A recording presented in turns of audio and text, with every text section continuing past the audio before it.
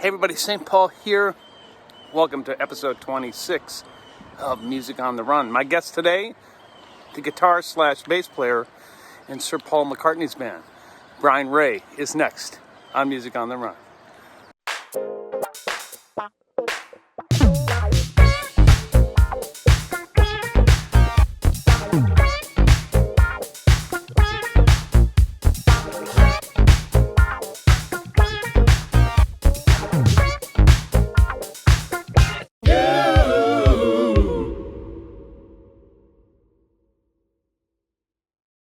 Hey everybody, welcome to episode 26.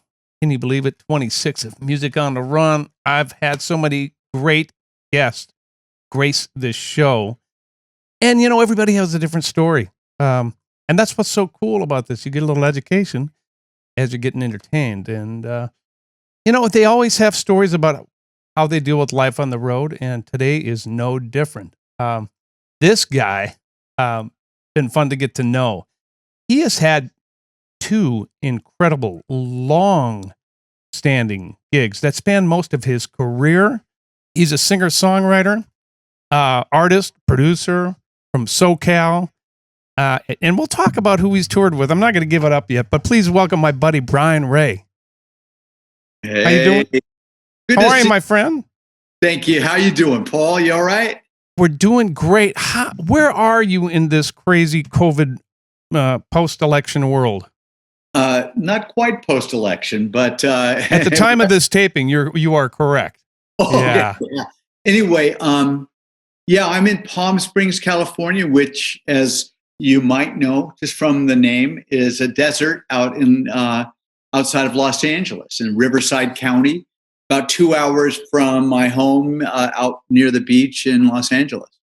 Nice. You know that my sister has spent so much time in Palm Springs. In fact, I think the last 15 years. And I'm surprised I haven't brought this up to you. My sister Linda does a lot of the club circuits out there during the winter. Oh, really? Yeah. And she'll be coming out. I will let you know where she will be. So you have a couple different places. I saw an interview with you where they were doing a piece on your guitar collection. And that house in Palm Springs is fabulous, man. You have a Les Paul out in the backyard. I have a pool shaped like a Les Paul. So I thought, why not go the extra mile? Oh, my God, that is just... logo made for the jacuzzi part of it. I'm looking at it right now. Why not get a logo made in tile that says, just like the Les Paul guitar, in that script kind of font, it says Les Paul. So, I mean, why wouldn't you go you for a laugh? Why wouldn't you do that, Brian? Of course you'd do that. You know, it's such a great pad. I mean, I'm looking over the desert right here and I feel so lucky and so blessed to have a getaway pad because I've been going to the desert forever, you know, as a place for a little peace and quiet and solace, a getaway, nature, good air. So when it came time to maybe, we went to a wedding out here, and as you do, sometimes you get like you fall in love with it wherever you are if you're there for a couple of days. And that happened again here. Started looking around. Oh, it was my big mistake. I started looking at properties, and before you knew it, I was in the middle of buying one. And it was really cool with this view, but it had a pool, but it was more of like a rumor of a pool. It was almost the size of a spa. Okay. This pill-shaped thing. And I thought, oh man, am I going to do this? Am I going to make a pool? And then I started thinking, well, if I'm going to make a pool, why don't I make a custom pool? How much more does that cost? Well, substantially more, but I decided, okay, what if it was a guitar and I was going to do an acoustic guitar, you know, where the two sort of shoulders are equal, and then there's the waist and the body. And then someone else said, why aren't you doing a Les Paul? And I thought, you know what, you're right. The stairs could be where that little one cutaway that goes like that could be the stairs in, and that's what we did.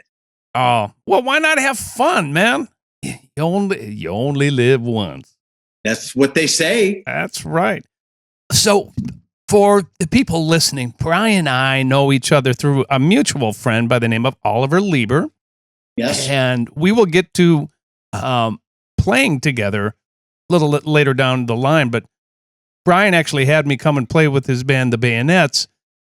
Man, how many years ago was that? That's like 5 years ago or something. That has to be Crazy. 6 years ago by now, believe it or not. Jeez. Well, maybe more like 5.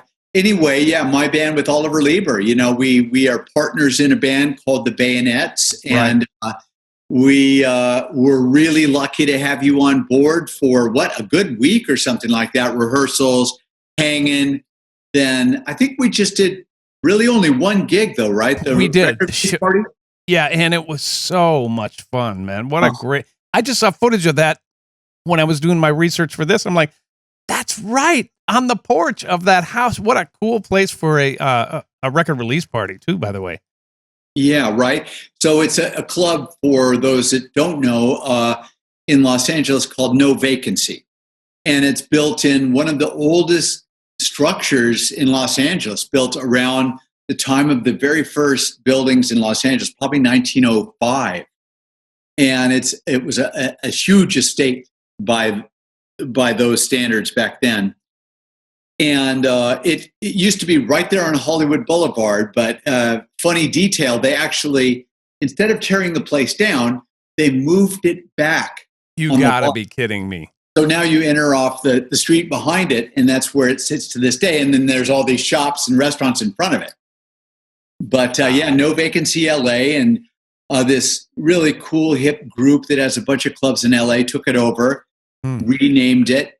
And we played on what used to be the front porch of the old mansion, and I think our guests would enter from the back, right? They'd come in speakeasy door. They'd need a password. They'd come up a stairway. They'd go down a hall with numbered rooms, like an old flop house, like an old whorehouse. Right. And they'd come to the last one, whether it's 21, I think was the number of the room. They'd enter in, and a lady of the night in her 20s garb would let you in, and she had her stockings on, and you'd say the password, and the bed would go up like this, revealing a stairwell that you'd walk down into to get to the floor below it to enter the club. Unbelievable. What a cool vibe that whole thing was. And it was so much fun to hang and play music with you. So I'm glad we got a chance to do that. Me too. Yeah, that was together. So fun. It sounded so good. I enjoyed it, all of it. Super fun. Well, let's go all the way back. I haven't told anybody who you played with yet. So you're going to have to stay tuned for that, because, you know, I want to get to the important stuff. I want to talk about you, and then we'll get to the other folks that you've played with. You grew up in Southern California, right? That's where you're born? Born and raised right here in Southern California. That's right. Okay. Born in a hospital in Hollywood called the Hollywood Presbyterian. That's now a Scientology center. Oh my gosh. I have nothing to do with that. Yes, I know. You were born there. That's the only thing you have to do with that. That's right. Okay. Anyway, so then we lived in Glendale, which is next to Burbank, the gateway to Burbank, as many people call it. And then years after that, when I was about 9, we moved out to the beach area. And that's where I lived until I left home and started touring. And now I live back out there again now. Tell me about Jean Ray. Wow. Yeah. Wow. I want to hear about Jean Ray. Jean Ray is my sister. She's a half-sister. My father, a daughter of my dad's from a previous marriage of his. Okay. And Jean Ray was my idol and mentor. As a young kid, she was 15 years my elder, right? And she loved me and cared for me, and she used to kind of babysit. She lived with my family, but only for 1 year. Okay. Otherwise, she lived with other residents. And she would take me babysitting. While babysitting me, she would take me to her girlfriend's house around Glendale.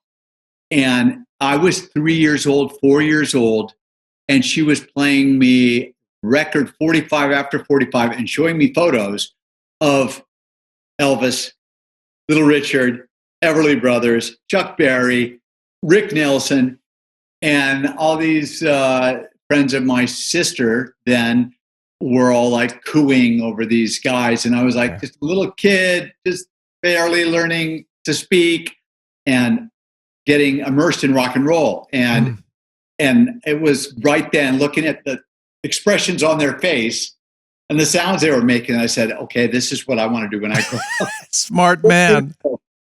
I never looked back. I swear to God. Did anybody else in your family play at all? Or did they just... Now, when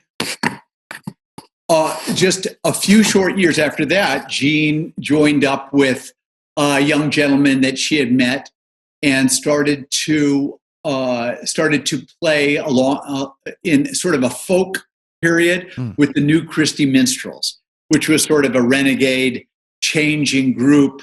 Sure. And the two of them met and bonded there. Then they went solo as Jim and Jean, and they had a record label on Verve Folkways.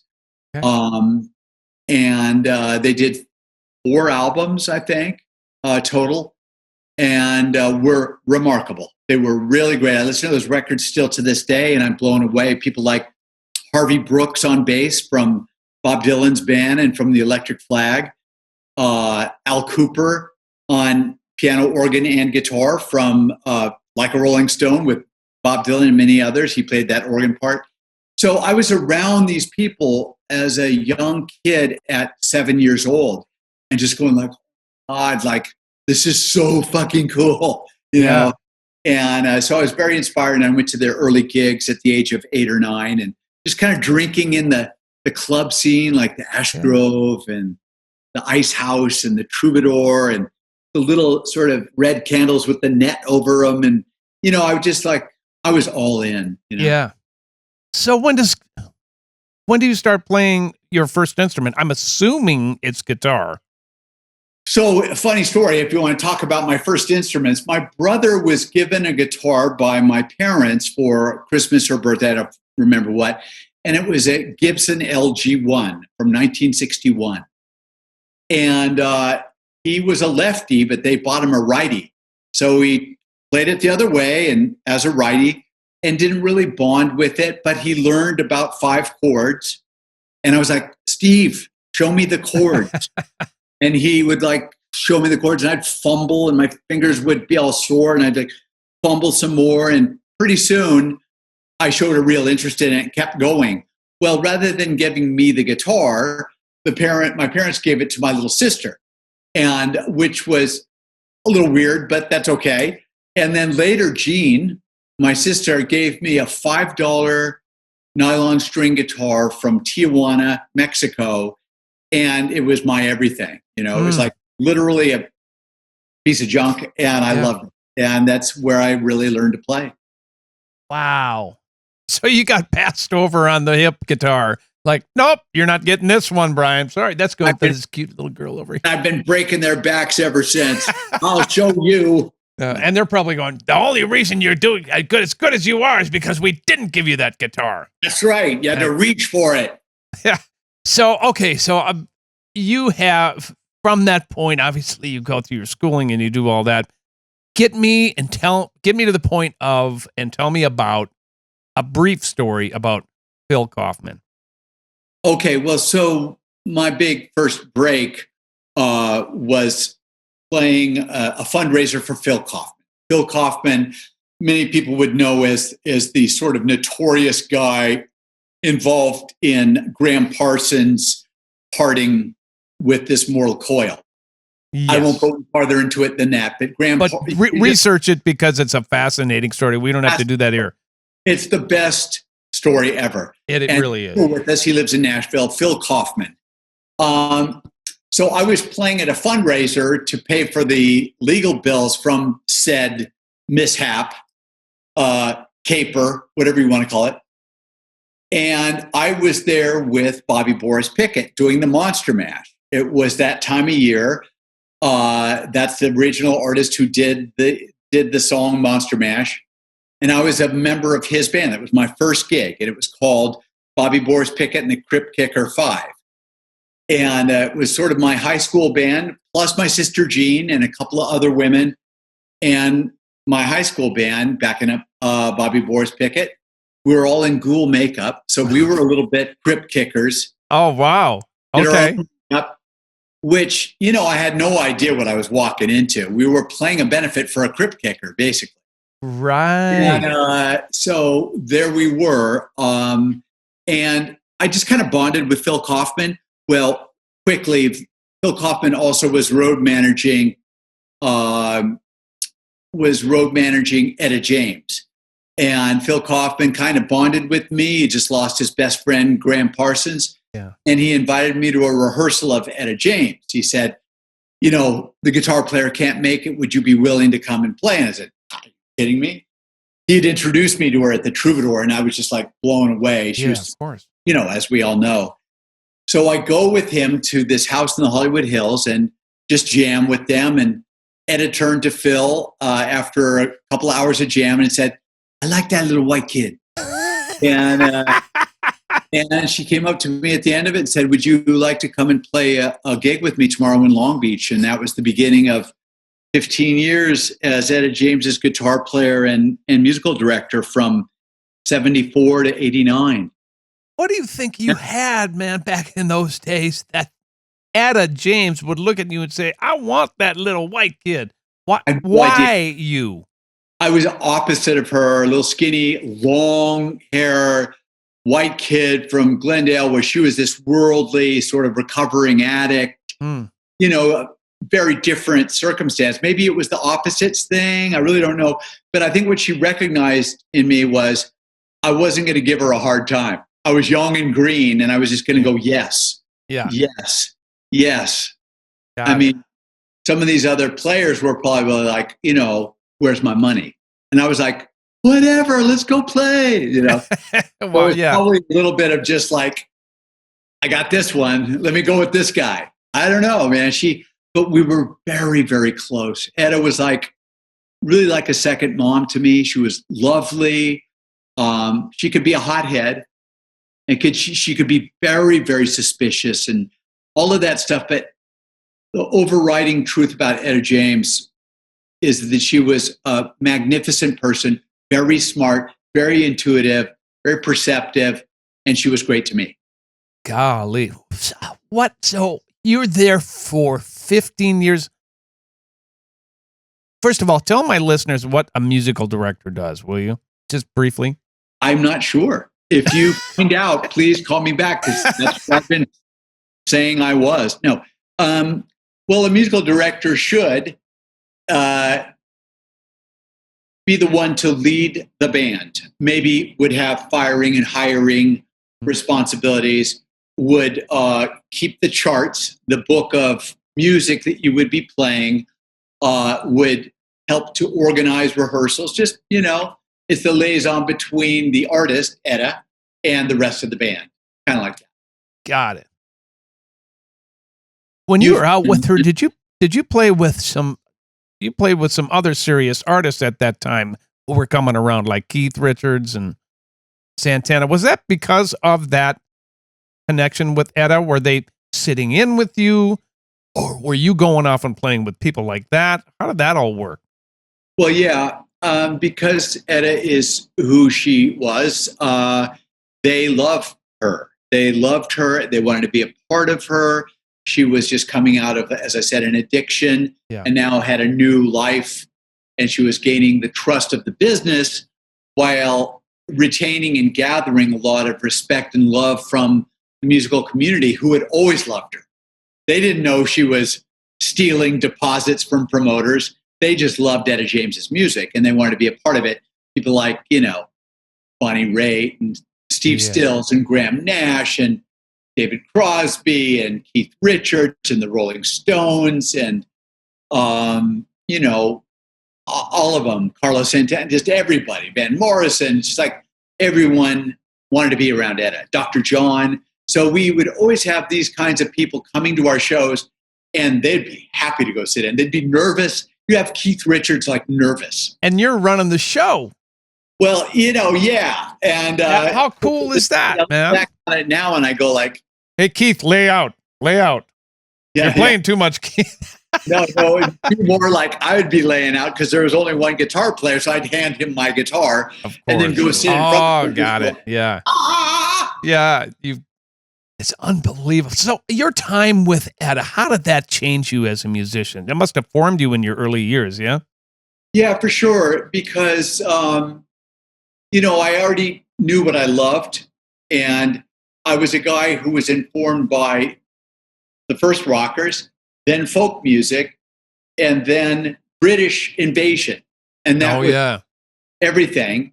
But then right alongside of that, I was discovering the music that informed the British invasion, i.e., American blues and rhythm and blues. Now, that had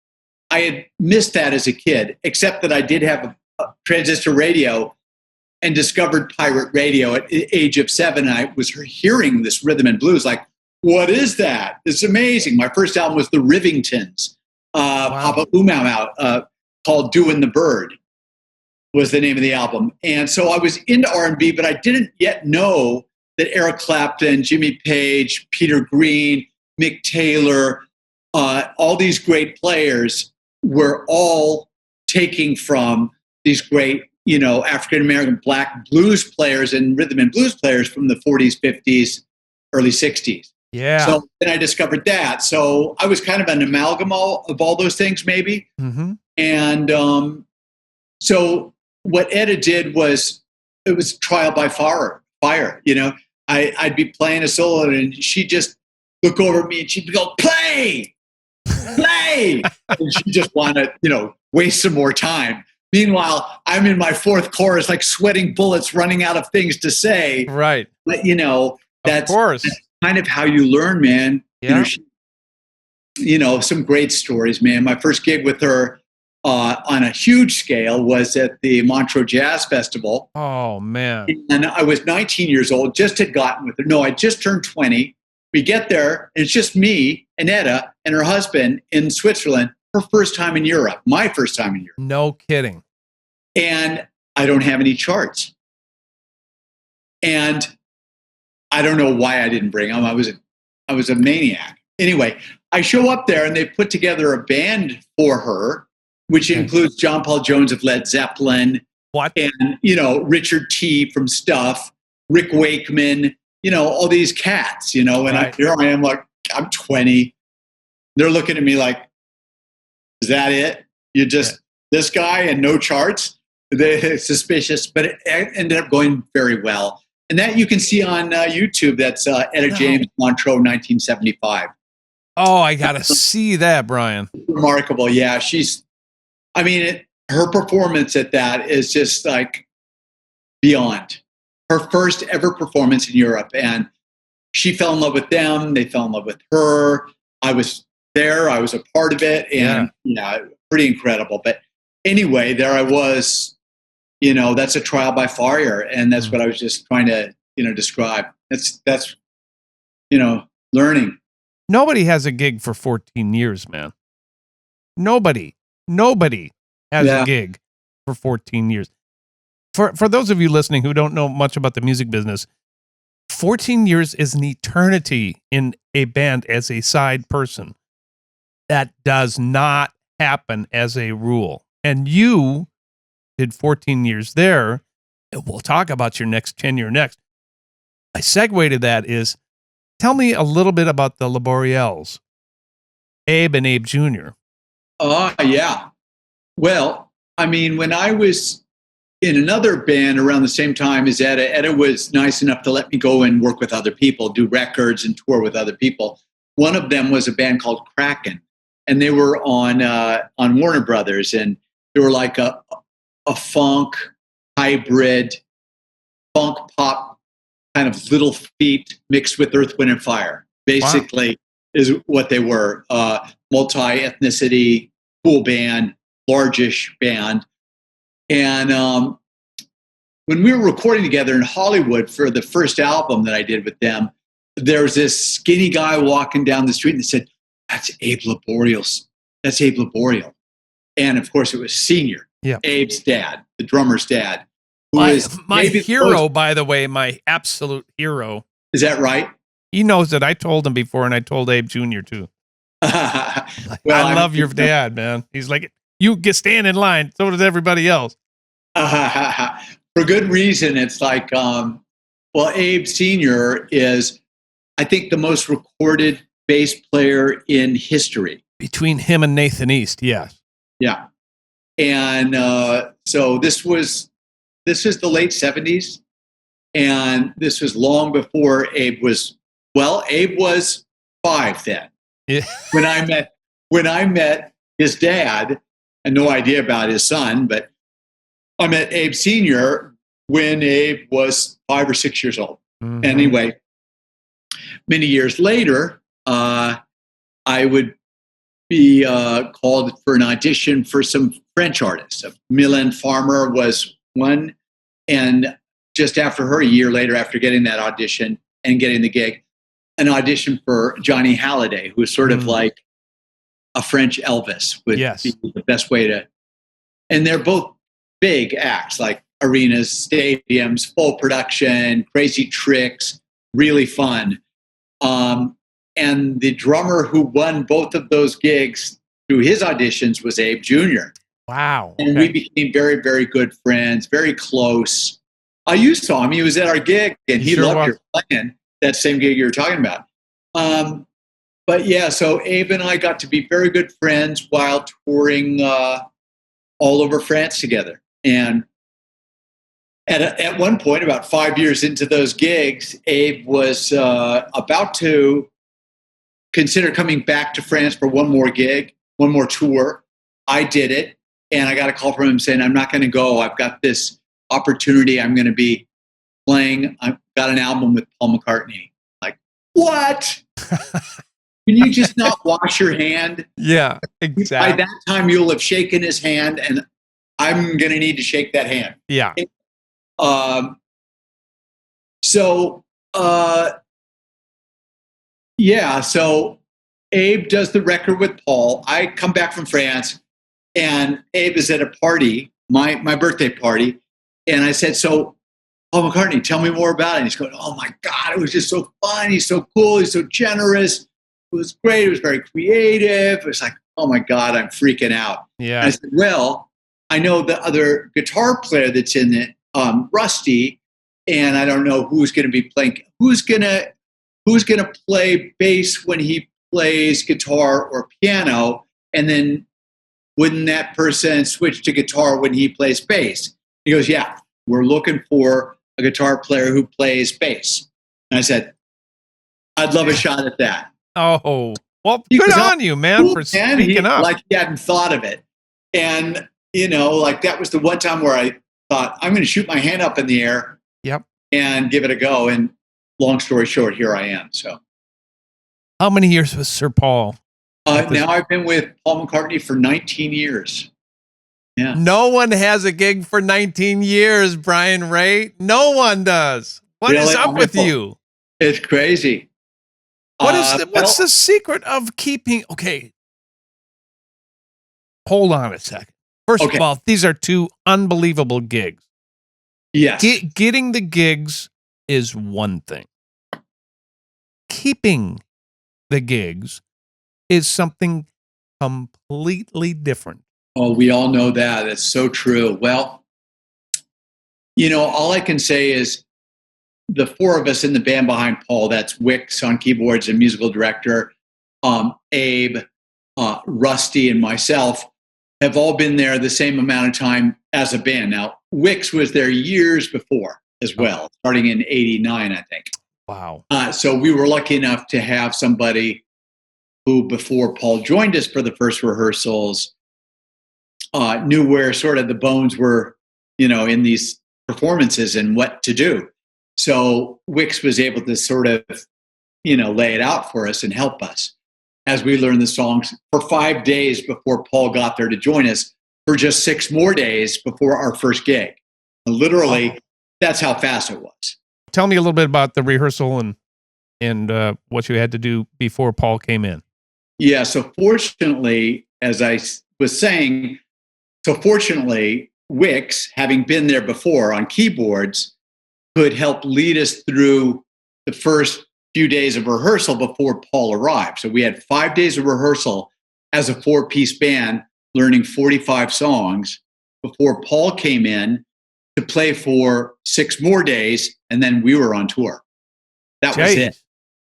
And, it was a lot, and it was exciting. It was thrilling. It was scary. I didn't really allow myself to call anybody and tell them I had the gig with Paul McCartney until that 6th day with him, where he said, "Okay, guys, sounds great. See you tomorrow."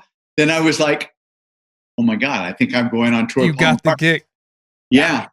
And then it's all like you were saying before. It's like then keeping the gig becomes the thing. And that's, I guess, mostly about, fitting in and establishing trust and having fun. And I don't know, being fun to be around, being a good hang, Yeah. Because you guys play, 2.5, 3 hours, but the other 21 hours, you're not on stage, and you have to be able to be compatible with these people, whether you're on the tour bus or the jet or whatever the case may be, on whatever tour, at any level. It really truly is about the hang and in your ability to kind of find your way through that, isn't it? Yeah, it's true. I mean, and you don't get to be in any group for 19 years without some kind of friction here and there. And I'm not saying there hasn't been, because, we're 4 grown men with varying degrees of strong opinions, and behaviors and stuff. And you're right. Sometimes it's close quarters, but at least on tour, we each have our own room, so you can slide away, and we're not playing 6 nights a week because it's Paul. So it's more like, 3. So you really do have quite a lot of 4 nights a week. Yeah. You have quite a lot of time away from the pod, and that's how you restore your energy. Got it. So do you consider yourself the bass player in this band, or you get to do it all? I'm a guitar player, of course, and I learned to play bass better because that was the job description, is to be a guitar player who played some bass rather than a bass player who played some guitar, right? So I would just say I'm the guitar player who plays stunt bass and picks up a little bass here and there. Stunt bass. I end up playing, 60% of the show on bass, because he plays whatever he wrote the song on or whatever he's comfortable playing live. And so most of the time he wasn't writing songs in the Beatles on bass. Yeah. That's just what he played when they played live. Right. And all of his solo stuff was either piano or guitar centered when he wrote, as far as I know. So it would default to me playing bass because he's going to be on piano, or he's going to be on guitar or mandolin or ukulele or whatever, so I've just got to be ready to play whatever he's not playing. You're the utility man. And so it is. So is he, because he can do it all. You can do it all. What a blast. Well, he does it all a little more than I do, but quite a bit. I mean, wow, Paul McCartney, what an incredible gift to humanity Paul McCartney is. He must, I take it, I've met him a couple of times. Once, here's my brush with McCartney, okay? I was playing guitar in the Steve Miller Band in 1992 or 3. It was the first time Paul was going to play the Hollywood Bowl since he had been there with the Beatles. So Steve and Paul knew each other. And Ricky, my brother, is, I think, 4 or 5 years older than me, because I kind of missed the British invasion because I was too tiny. Yeah. So Ricky, my brother, is also in the band. He's a keyboard player. Steve gets Paul to come on the bus, and my brother is having a meltdown.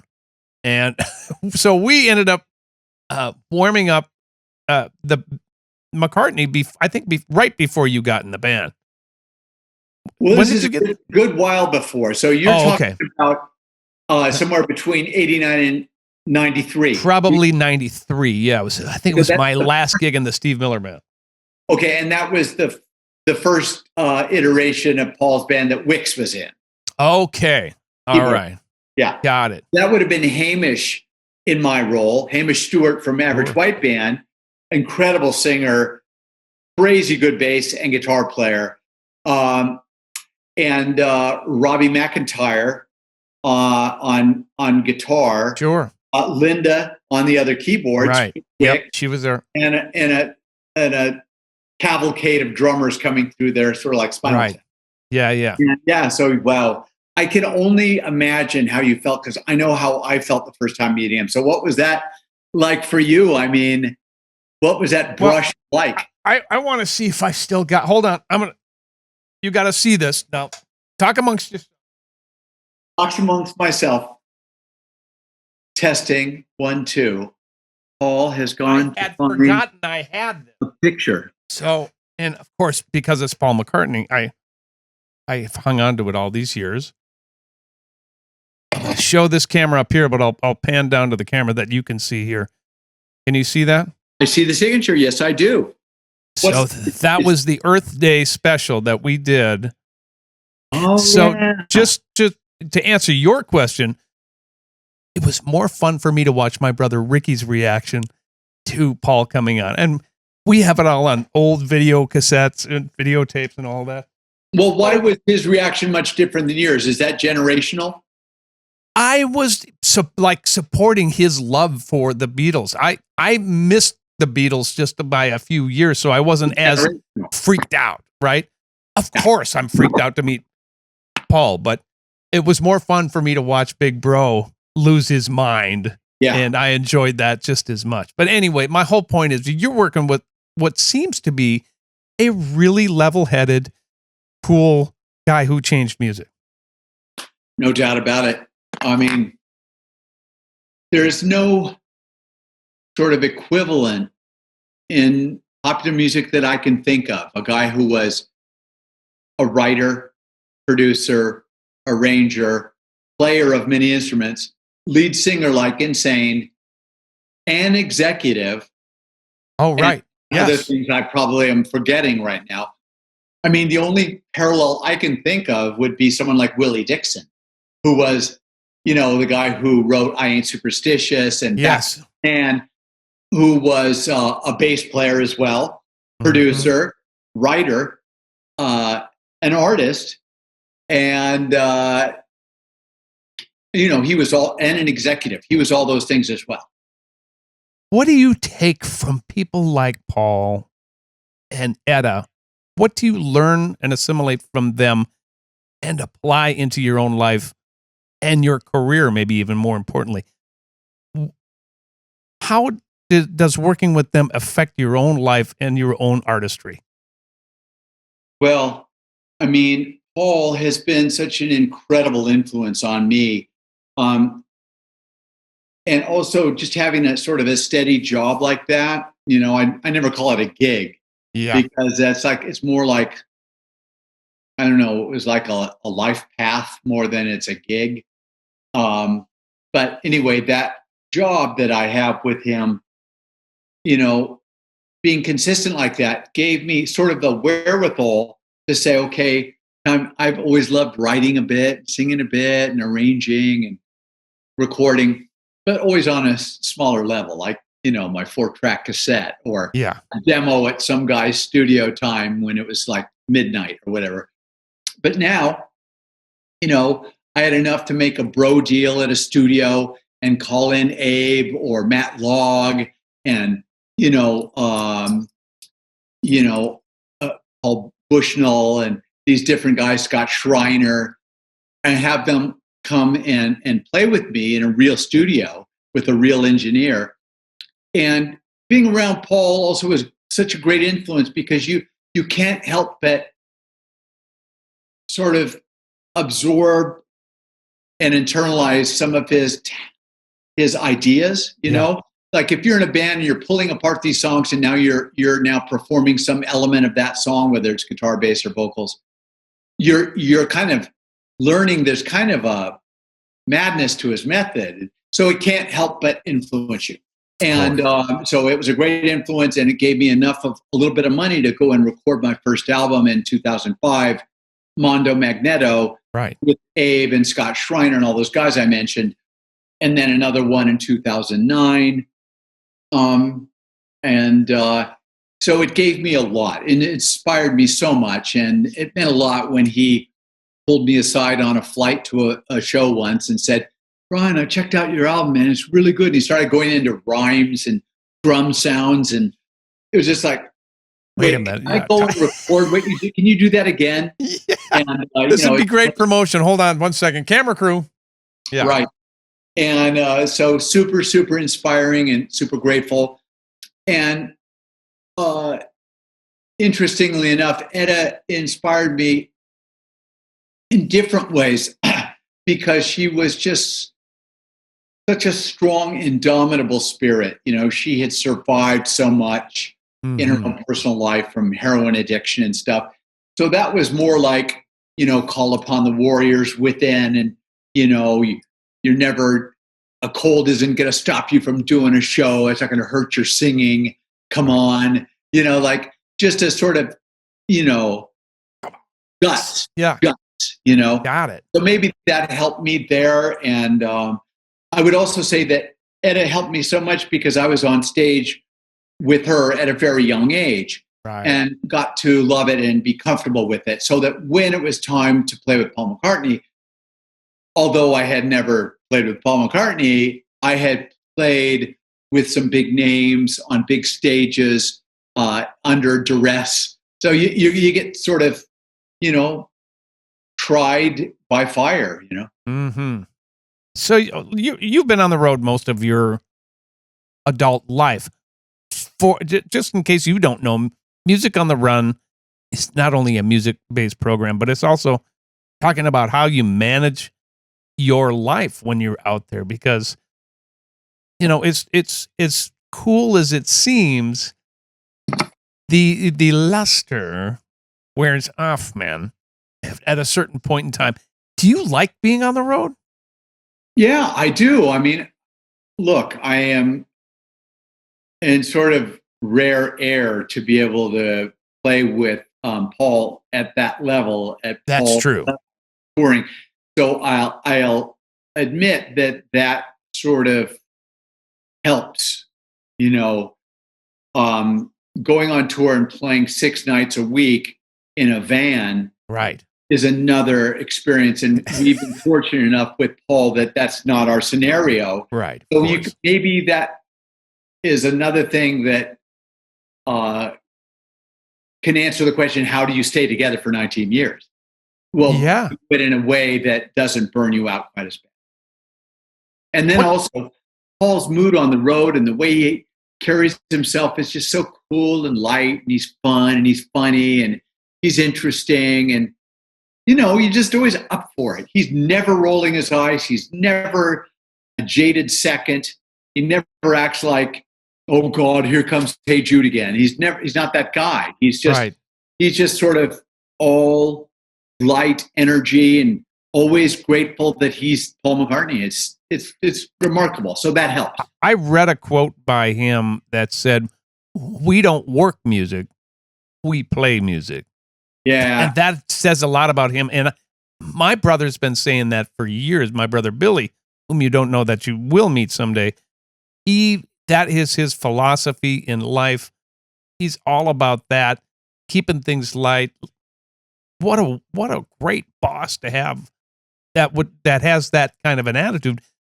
I don't know about you. I've had a different story sometimes on occasional gigs here or there. It's like, oh my God, what have I got myself into? You know? Yeah. And that doesn't end up being a good fit.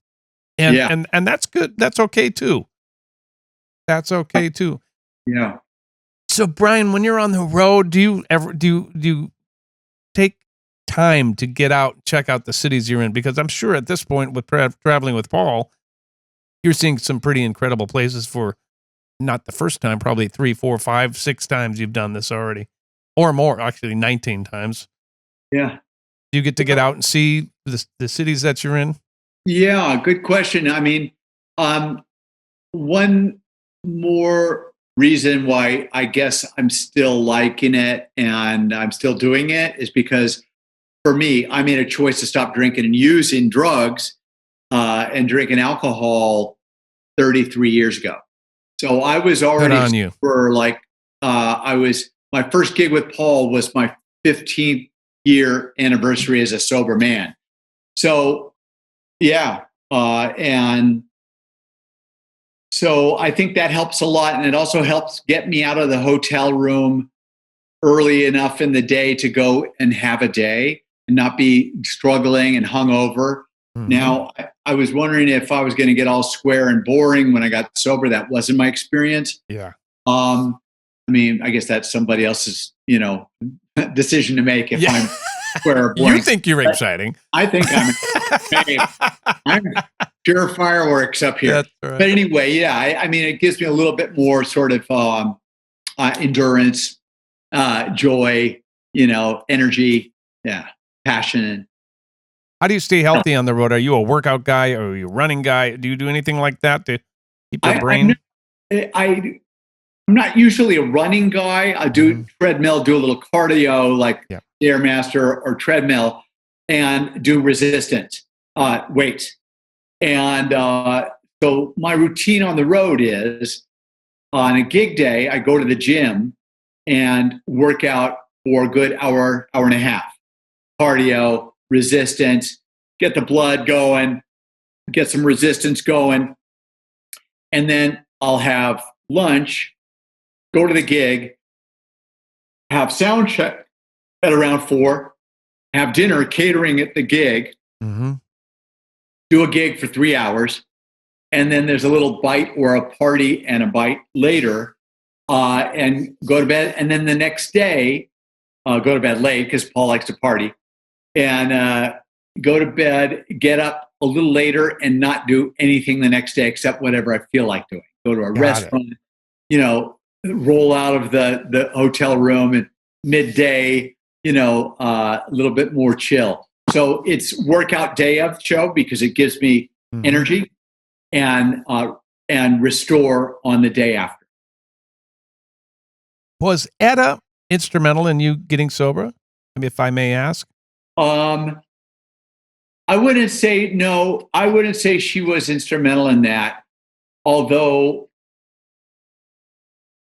only to the degree that being with her was, so she was, as I said earlier, recovering from a heroin addiction, and now clear of heroin, but she still liked to dabble in other things. So I kind of sober. Okay. Learned to dabble with Etta. And sounds like a television show. Learn to dabble with Etta. Yeah. I'll be right back. So, I, like any good lead guitar player, was, had to learn how to do that some degree. And I think maybe that might have sped the trajectory of my great downfall in the mid 80s. Yeah. When it's just like, oh my God, if I don't stop, I'm going to ruin everything. And that's basically where it came to. Good on you. 34 years is great. And most of my listeners know that I've been sober for 21 years as well. So that's, it works for us, right? When's your anniversary, sober anniversary? January 29th. Nice. Mine's April Fool's Day. So perfect. That was not an April Fool's joke. Yeah, because I slipped once. And my original date was somewhere in March. I slipped once, got sober again a year later, and just kind of rounded off my new date. Got it. A fitting date. Well, look, I want to be good with your time here, but I got to talk about your solo stuff before I let you go. You did a record called, I'm going to screw the name up, Mondo Magneto? You did not screw it up. That's how I pronounced it. That's not how it looks written. It looks like Mondo Magneto. Of course, yeah. Mondo Magneto. Yeah, so, that was 2006 or something? 5, 6. Man, let me first say, because when I was researching this, I didn't know you had a solo record out. So I got to go back when I was running the other day and revisit that. Vinyl is my track. Oh, thank you, man. Vinyl is my track. Somebody stole your vinyl and then you're lost, right? Yeah. Bri, how would you describe your sound as a solo artist? Wow. Well, I don't know. I guess that would be for someone else to come up with. I just think of myself as being sort of a sum of all of my roots and influences. Yeah. But I'm more of a character band styled singer than I am like a full like legit like all of you Petersons. Like you guys are singers. I'm a singer of my songs. Like I ain't going out on karaoke night and like blasting fucking Bohemian Rhapsody or something. No, go sing Britney Spears. It'll get you further. Do any of that stuff. I'm totally jealous. But yeah, so on a singing level, I like, the British Invasion stuff and the blues guys and the garage rock. I'd be like somewhere around, the Stones and the Animals and that kind of vibe.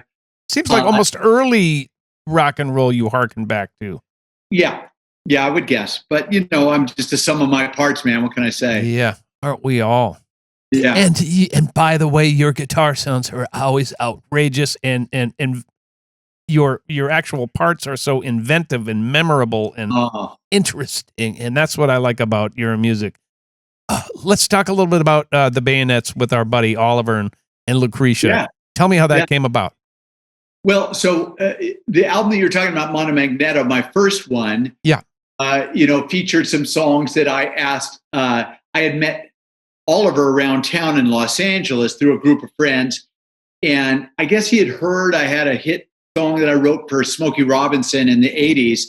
And so he, being a great songwriter, was having hits around the same era. Right. He was kind of like, dude, we should get it together. And then we did get together and we formed a friendship and a musical respect and he was instrumental in some of the writing and some of the playing on that album. And, I traded him some stuff to use his studio and he would come out of the room and help, know that, with sounds. He was so into it. You'd be getting a guitar sound. He goes, no, wait, try this guitar. So it's like really, really explosive and energetic in that way. And that song, Vinyl, he helped get the guitar for the main guitar. What else? Like a lot of the songs on the record. So anyway, Oliver and I became good friends. I did another album, This Way Up, in 2009. And when it was time to start doing a third album, I came to him and I said, hey, you want to write some songs for this one? He goes, yeah, I mean, I would, but I'd rather just do a band. And I go, okay, let's do that. Oh, it was really that simple. I said, okay, that sounds like fun. Let's do that. I don't care. I'm not like I need to be like Brian Ray. It's like I just like playing music and having a laugh. You guys got a lot of credit from some really big people on that. I mean, you put the record out, and didn't you get a phone call from little Steven? Yeah. So we worked on this record together. It started out as just a series of singles. We were going to put one out every 8 weeks. Yeah. For fun and for free, maybe do a t-shirt or a contest with each one. Right. And we put out the first one, which is a single called Sucker for Love. Put it out ourselves on whatever, or just on social media. And we did a video for it, a very silly video you can find online, Sucker for Love. And I remember tweeting out the song or the video and getting a message from Maureen Van Zant, Stevie's long time wife. Maureen answers and goes, Steven really loves this song, I think is how the message went. Loves this track. I turned him on to it. It was Valentine's Day. Wow. That was the release day. It was that day. And he wrote the next day, said, what is this? What is the Bayonets? Where can I find some more? Who are you? What is this thing? That's a nice phone call. Do you mind if I do an edit? You can use it or not. I'm going to play it on my radio show. And I was like, whoa. Yeah. And that began a relationship with little Steven, who was a big fan of the Bayonets and played, I think it was 6 singles off of one album. one after another, calling them the coolest song in the world. So we were getting quite a lot of radio play and actually made, actual money because Sound Exchange, a payment system, a payment portal for songwriters and artists, is actually, paying some money, And anyway, that's good to hear, considering, the state of the music business as of this moment. Yeah, that's right. Great to hear. If I was depending on streams, it ain't nothing. But if you're getting airplay as a single and it's on terrestrial, satellite or whatever, and satellite radio as well, you can make some money. Thank God. Yeah. So you've also been putting out a series of singles over the last 5 or 6 years as well after the Bayonets. Let's see. Now it's 3 years. My first one was early 2017, and here we are in 2020. So yeah, a little more than 3 years. Okay. And I'm dropping a new single. When is that coming out? Good. When is your air date for this? The middle of November. So you might have just heard our brand new single. Excellent. Yeah, see how I did that? Yes, you good, you. We broke it on November 13th, and little Steven is playing it in maximum rotation. It's a solo single, and it's called "Got a New Thing." Oh, great! Congratulations, man. Record. After the Bayonets, little Steven reached out to me and said, "Would you like a solo deal on Wicked Cool Records?" And who am I to argue? I said yes. Great is that. So you actually have a label that you have to turn on a record to. You have someone to report to. I have someone to report to. He's like a great A&R guy. He calls me and says, "Why don't you try a little less this and a little more that? Why don't we start with the intro?" And I'm like, whoa, really? It's like having an actual A&R man. No kidding. Which, for the audience who doesn't know, that's artist and repertoire. And it was a role of a group of people within a record label back in the day who would serve as a liaison between the artist and the label to give the label what they're looking for from that artist. Right. And he does it for me. Yeah. By the way, I really like I Ain't Superstitious as well. Thank you. And Gia, what's Ciambodi? Ciambodi. Ciambodi. Ciambodi. Exactly. She is singing unbelievable on that. And what a cool thing to honor Willie Dixon too, by the way. Yeah. Well, yeah, there you go. I mean, Willie Dixon, amazing. And when it came time to do that record, I wanted to do it like Jeff Beck and Rod Stewart's version from '68, because that's why I was turned on to that song. It's but then you go and rediscover, Howlin' Wolf's version, and you're like, holy mackerel. And so what we did was we pulled some of the lyrics that Rod Stewart couldn't pull off or didn't want to sing. We pulled them into this new version and had a female singer, Gia Ciambodi, sing the hell out of it, sing the pants off of that song. For sure. And deliver these lyrics in a way that sounds fresh because it's now coming from a woman. So very empowered, strong woman point of view. Brian, what's left for you to do? I mean, what excites you about continuing to play music? Because you have what could be considered to be the best sideman gig in the history of sideman gigs. But still you want to create. I guess there's a part of me that, still would want to do something as well as play with Paul or with Etta or with whoever, I'm lucky enough to play with. But, there's that drive inside where as a young kid, I was like rewriting famous folk songs and making up new words and playing them for my friends as if they were my own. Of course, they weren't.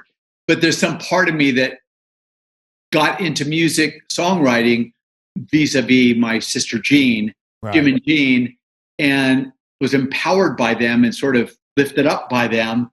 And so it's just a drive. I don't know. I just love writing, arranging, playing, recording music. I just love it. So It's just what I'm going to do. If I'm not on tour, or even if I'm on tour, I'm planning on the next break to go into the studio. It's like food and air for me. I have to. That's great. And I'm glad to hear that Paul supports that and gives you feedback and all that. That's cool, because they could go the other way with that. It's like, no, you can't do that. So to hear that is really encouraging. Yeah. And tell me again the name of the single and what day it comes out. Yeah. So this one just debuted November 13th. Got it. On Little Steven's Underground Garage, Sirius XM channel 21, which is a great channel. And it's called Got a New Thing. And you may have seen the video. It's awfully fun. And it features one Abe Laborio Jr. Oh, excellent. And vocals along with me, and Scott Schreiner from Weezer on bass. Great. Brian, thank you. I cannot thank you for spending an hour with us on Music on the Run. I mean, I know you're a busy guy, and it really means a lot to me that you take the time to come on and do this with me. So thank you so much. It's been a pleasure, man. Thank you so much for having me, Paul. I appreciate it. Great to have you, man. You guys, episode 26 is in the books. That's right. Music on the Run. We'll see you in 2 weeks, and go get Brian's single. See you in a minute. Music on the Run was hosted by yours truly, St. Paul Peterson. Edited and produced by my buddy Davide Raso. Video editing by Ivan Sebastianov. And a very special thanks to the people who financially support this podcast. And remember, always say yes to the gig.